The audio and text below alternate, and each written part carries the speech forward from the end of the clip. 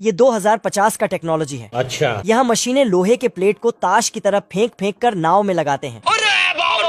ये चूहा बहुत सारे नट बोल्ट को टोस्टर में डालता है तो उसमें से गर्मा गर्म नट बोल्ट निकलता है और अपने आप ही नाव में फिट होने लगता है।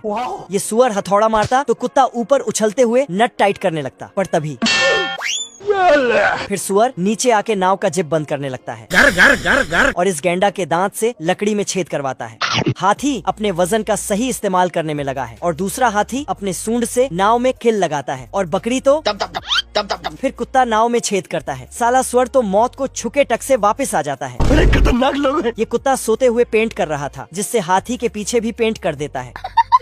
फिर पेंट करते हुए पानी के अंदर चला जाता है और मछली के नाक पे ही पेंट कर देता है। साले तू। सुअर लोहा गर्म होते ही हथौड़ा मार देता है, लेकिन छुटकू तो उठा के पटकूंगा। बतख अपने पिछवाड़े में एक डंक को फिट करता है मुझसे कोई स्मार्ट। और मधुमक्खी बनकर भरी दोपहरी में असली मधुमक्खी के बिल से शहद चुराने जाता है। मगर क्यों? क्योंकि ये बहुत हरामी होता है। बाप रे। छोटी मधुमक्खी पहले तो बतख को देखकर डर जाती है, टिकटॉक ये हो। लेकिन फिर विदेशी मधुमक्खी समझकर उसके स्वागत में एक प्याली गरम गरम शहद लाती है।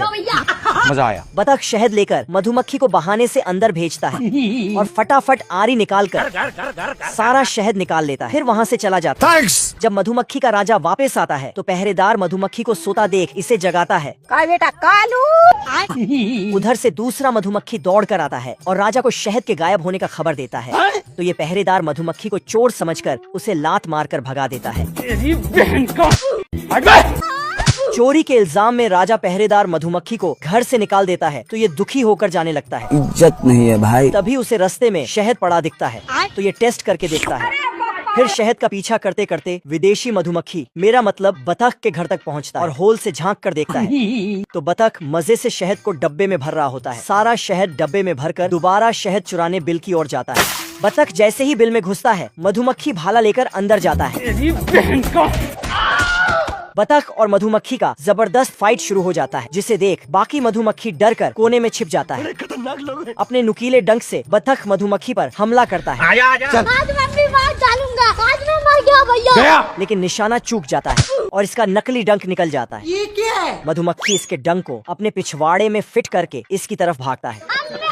बतख जान बचाकर भागता है लेकिन बच नहीं पाता है। मधुमक्खी सबका सुपर हीरो बन जाता है। फिर सब मिलकर शहद पार्टी करता है।